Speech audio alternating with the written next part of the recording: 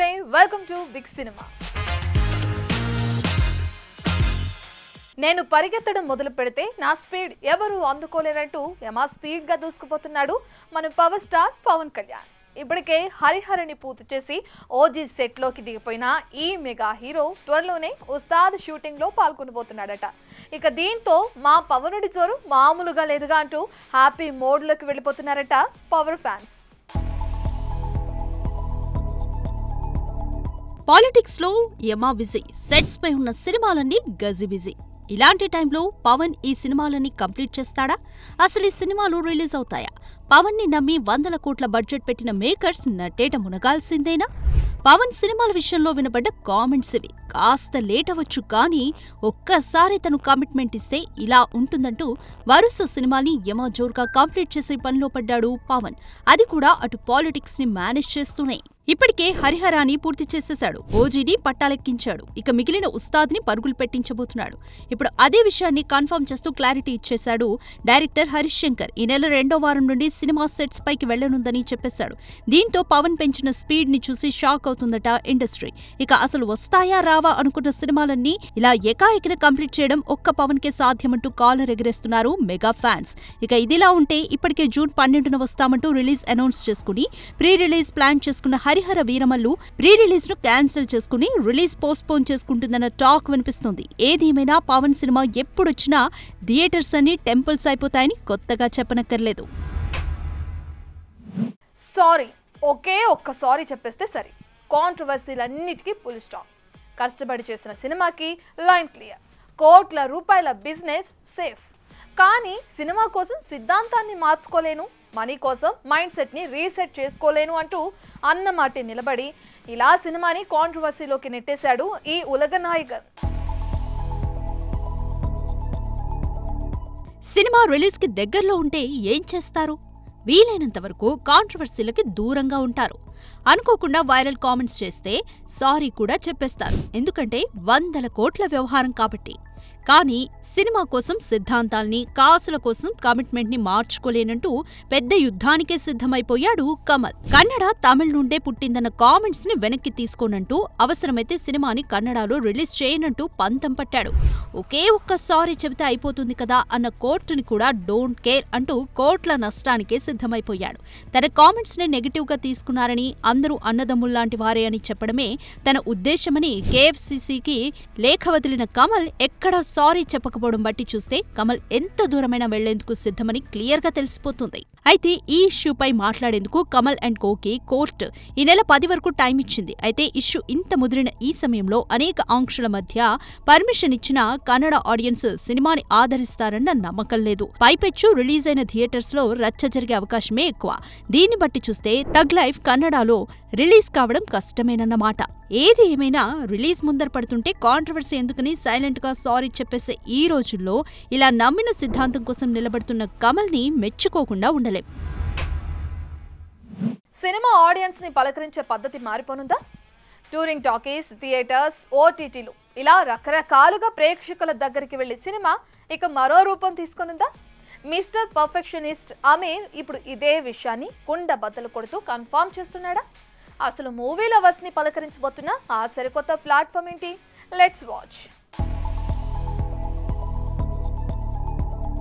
Film makers కి passion తగ్గిపోయింది. గతంలోలా 100-200 రోజులు వేచి చూడట్లేదు. అలా సినిమా రిలీజ్ అయిందా, ఇలా డబ్బులొచ్చాయా అన్నట్లుగా ఉంది పరిస్థితి. అందుకే థియేటర్తో సంబంధం లేకుండా సాలిడ్ అమౌంట్ కోట్ చేస్తున్న ఓటీటీల చుట్టూ చక్కర్లు కొడుతున్నారు మేకర్స్. అయితే ఓటీటీల వల్ల థియేటర్స్ మూలాన పడిపోతున్నాయన్న కామెంట్స్ వినిపిస్తున్నాయి. దీంతో సరికొత్త పద్ధతిని ఇంట్రడ్యూస్ చేస్తున్నాడు Bollywood mister perfectionist Aamir. Theatre release ని డామినేట్ చేస్తున్న ఓటీటీలకి ధీటుగా టీవీఓడి అంటూ సినిమాని సరికొత్తగా ఆడియన్స్ దగ్గరికి చేరుస్తున్నాడు. ట్రాన్సాక్షనల్ వీడియో ఆన్ డిమాండ్ అని పిలుచుకునే ఈ పద్ధతి ఒక రకంగా రిస్క్ అయినప్పటికీ థియేటర్లపై ఉన్న ఓటీటీల డామినేషన్ ని తగ్గిస్తుందని చెప్పుకొచ్చాడు అమీర్. ప్రస్తుతం వస్తున్న సితారే జమీన్ పర్ ని అలాగే వదులుతున్నాడు కూడా. టీవీఓడి విషయానికొస్తే ఈ పద్ధతిలో ముందుగా థియేటర్లో విడుదల చేసిన సినిమా దాదాపు 8 వారాలకు గానీ ఆడియన్స్ దగ్గరికి రాదన్నమాట. అది కూడా పే పర్ వ్యూ రూపంలో. అంటే సినిమా థియేటర్లో మిస్ అయిన వాళ్ళు యూట్యూబ్లో చూడాలనుకుంటే డబ్బులు కట్టాలి. సినిమా హిట్ అయితే ఓకే, ఓకే, టాక్ బాగుంటే 8 వారాలు ఆగలేక థియేటర్లో చూస్తారు, లేదంటే డబ్బు కట్టి టీవీఓడి పద్ధతిలో యూట్యూబ్లో చూస్తారు. కానీ ఒకవేళ సినిమా పోతే మాత్రం రెంటికి చెడ్డ రేవళ్ళ ఎటూ కాకుండా పోతుంది. ఓటీటీ ప్లాట్ఫామ్స్ అయితే ముందుగానే డబ్బిచ్చేస్తోంది కాబట్టి డోకా ఉండదు. కానీ మంచి సినిమా వస్తే మాత్రం వేరే ఆప్షన్ లేక ఆడియన్స్ థియేటర్స్లోకి పొలోమంటూ పరిగెడతారు. అంటే థియేటర్స్కి మళ్లీ డిమాండ్ వస్తుందన్నమాట. అమీర్ స్ట్రాటజీ కూడా ఇదే. ముందు ముందు మేకర్స్ అంతా ఈ బాటే పట్టినా ఆశ్చర్యం లేదు. అయితే స్ట్రీమింగ్ యాప్ల కన్నా పైరసీకి ఎక్కువ అవకాశం ఉండే ఈ టీవీఓడి అడ్డంకుల్ని అధిగమించి ఆడియన్స్ దగ్గరికి ఎప్పుడు చేరువవుతుందో కాలమే డిసైడ్ చేయాలి. డిసెంబర్ పొంగల్ ముందొచ్చే ఈ సీజన్ పై సాలిడ్ గా గురిపెట్టాడు మన డార్లింగ్. ఎన్నాళ్లుగానో ఎదురు చూస్తున్న రాజాసాబ్ని ఈ ఏడాది చివరిలో వదలబోతున్నామంటూ క్రేజీ అప్డేట్ వదిలింది మూవీ టీం. దీంతో కాస్త లేట్ అయినా సరైన టైంనే పట్టేశాడంటూ ఈ రాజాసాబ్కి తెగ మోసేస్తుంది Telugu cine industry. Action, emotion, sentiment, love ఇలా అన్ని జోనర్స్ ని టచ్ చేసిన ప్రభాస్ హారర్ జోనర్ వైపు ఎప్పుడు తొంగి చూడని సంగతి తెలిసిందే. దీంతో కెరీర్లో తొలిసారి భయపెడతానంటూ చేసిన రాజాసాబ్ ఎప్పుడొస్తుందా అంటూ ఈగర్గా వెయిట్ చేస్తున్నారు రెబెల్ ఫ్యాన్స్. ఇక సినిమా అప్పుడొస్తుంది ఇప్పుడొస్తుంది అంటూ ఊరించి ఇప్పటికే డేట్స్ పోస్ట్ పోన్ చేసుకుంది. దీంతో ఒక దశలో ఫ్యాన్స్ కూడా ఆశలు వదిలేసుకున్న పరిస్థితి. అయితే ఎట్టకేలకి సినిమాని డిసెంబర్ 5న రిలీజ్ చేస్తున్నామంటూ అనౌన్స్ చేసింది పీపుల్స్ మీడియా ఫ్యాక్టరీ. వాస్తవానికి ఓజీ, అఖండ, ఘాటి, విశ్వంబర వంటి పెద్ద సినిమాలు వరుసగా లైనప్ లో ఉండడం కూడా డార్లింగ్ డిసెంబర్ ఎంట్రీకి ఒక కారణం. అయితే డార్లింగ్ ఎంట్రీ ఇస్తున్న ఈ డిసెంబర్లోనే పుష్ప 2 సినిమా రిలీజ్ అయ్యి సాలిడ్ సక్సెస్ కావటం మనకి తెలిసిందే. అంటే సినిమా ఏ మాత్రం బాగుందని టాక్ వచ్చినా కలెక్షన్ల వర్షం కురుస్తుందన్నమాట. దీంతో పెద్ద సినిమాల మధ్యలో రావటం కన్నా ఇలా రిలాక్స్ గా వచ్చి సాలిడ్ హిట్ కొట్టే పెద్ద ప్లానే వేశాడు మన డార్లింగ్. ఇలా డిసెంబర్ మొదటి వారంలో వచ్చే పుష్ప 2, యానిమల్, అఖండ సినిమాలు వసూళ్ల వర్షం కురిపించాయి. అయితే ఇదే నెలలో అడవి శేష్, డెకాయిట్, ఆలియా భట్, ఆల్ఫా వస్తున్నప్పటికీ అవేవి ప్రభాస్ సినిమాలనే ఢీ కొట్టే పరిస్థితి లేదు. బాహుబలి నుంచి కల్కి దాకా ప్రభాస్ ఇలా సోలోగా వచ్చే సాలిడ్ సక్సెస్ కొట్టాడు. సో ఇప్పుడు అలాంటి స్ట్రాటజీనే ఫాలో అవుతున్నాడన్నమాట. చూడాలి మరి భారీ కలెక్షన్స్ కి గురిపెట్టిన మన బాహుబలి ఎలాంటి నంబర్స్ తీసుకుంటాడో. అతడు మెగా ఫోన్ పట్టాడంటే చాలు సక్సెస్ వస్తానంటూ సందడి చేస్తుంది. యాక్షన్ చెప్తే చాలు సిల్వర్ స్క్రీన్ దద్దరిల్లిపోతుంది. సినిమా రిలీజ్ అయితే చాలు బాక్స్ ఆఫీస్ గల్లా పెట్టే కాసులతో గలగలలాడుతుంది. అంతటి స్టార్డమ్ చేసుకున్న ప్రశాంత్ నీల్ బర్త్డే సందర్భంగా విషెస్ తో తమ హ్యాపీనెస్ ని షేర్ చేసుకుంటుంది సినీ ఇండస్ట్రీ. ప్రశాంత్ నీల్ కన్నడిగులకి సినిమాలు చేయడమే తెలుసు, కానీ కమర్షియల్ గా కాసులు కురిపించలేరు అన్న అపవాదుని ఒక్క సినిమాతో తుడిచిపెట్టేశాడు ఈ మాస్ డైరెక్టర్. ఉగ్రం అనే సినిమాతో శాండల్వుడ్ కి తన స్టామినా చూపిన నీల్ కేజీఎఫ్ తో ఏకంగా కన్నడ సినిమాకి సరికొత్త నడక నేర్పించాడు. అలా తక్కువ కాలంలోనే పాన్ ఇండియా రేంజ్ కి వెళ్లిపోయాడు. ఇక ఆ తర్వాత చేసిన కేజీఎఫ్ 2, సలార్ సినిమాలతో నీల్ పేరు మారుమోగిపోయింది. కెరీర్లో ప్రశాంత్ తో ఒక్క సినిమానైనా చేయాలి అన్నంతగా అలానే లైన్లోకి వచ్చాడు తారక్. ఇక ఈ ఇద్దరి కాంబోలో డ్రాగన్ అంటూ మొదలైన సినిమా షూటింగ్ ప్రస్తుతం యమజోరుగా సాగుతోంది. మాస్ ఆడియన్స్ ని ఉర్రూతలూగించేలా టేకింగ్ పై గ్రిప్ పట్టేసిన నీల్ అతి త్వరలోనే ఇండియాస్ నెంబర్ 1 డైరెక్టర్ అయినా ఆశ్చర్యం లేదు. అలాంటి నీల్ నేడు 46వ పుట్టినరోజు జరుపుకుంటున్న సందర్భంగా సోషల్ మీడియాలో ఫ్యాన్స్ విషెస్ తో షేక్ అయిపోతోంది. ఈ క్రమంలో సినీ సెలబ్రిటీస్ కూడా నీల్ కి తమ విషెస్ ని పోస్ట్ చేయడం విశేషం. చూడాలి రాబోయే రోజుల్లో ఈ క్రేజీ ఫిలిం మేకర్ ఇంకెన్ని సంచలనాలు నమోదు చేస్తాడో.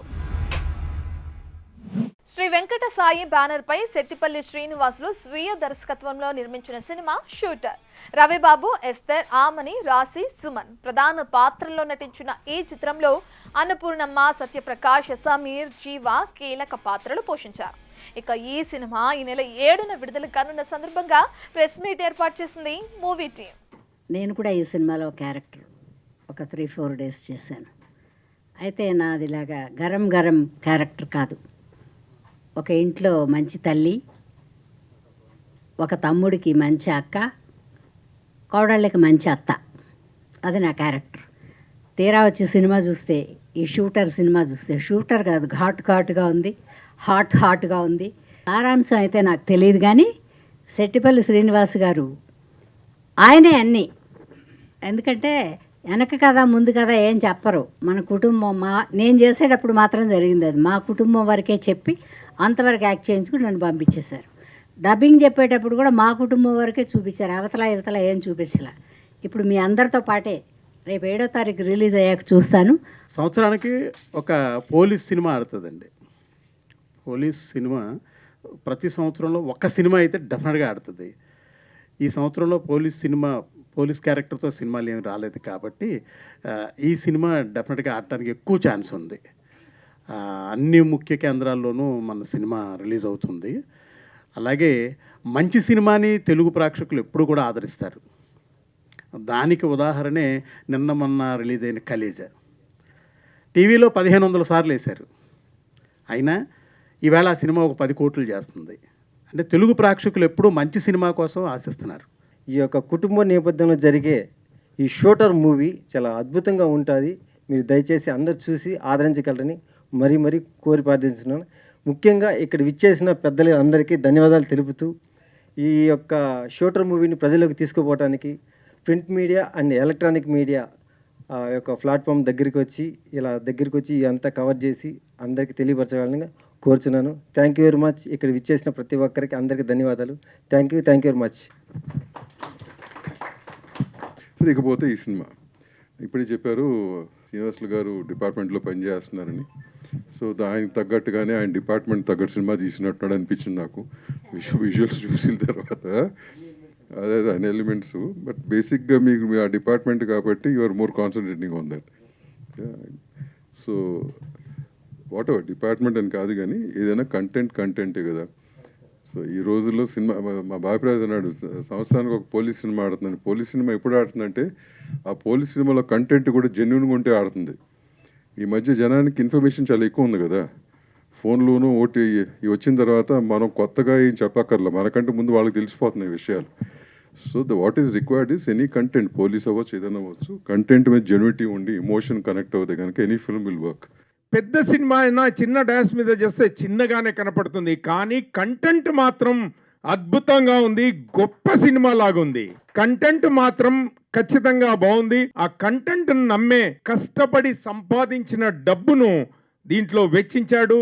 తనకు ఆ డబ్బులు రావాలని, అవి డబ్బులు వస్తే మళ్ళీ సినిమాలు తీసి మాలాంటి వాళ్లకు అవకాశాలు ఇచ్చి ఒక ఇండస్ట్రీలో ఓ 10 మంది కుటుంబాలకు 100 మంది కుటుంబాలు ఒక సినిమా జరుగుతుంది అంటే 100 మంది కుటుంబాలు భోజనం 5 వేళ్ళు నోట్లోకి వెళ్తాయి. కాబట్టి ఇలాంటి సినిమాలు మున్ముందు ఆదరణ పొంది ఆదరించి వారికి సక్సెస్ అందియాలని ఈ సభాముఖంగా మీ అందరినీ కోరుతూ సెలవు తీసుకుంటున్నాను. Thank you one and all.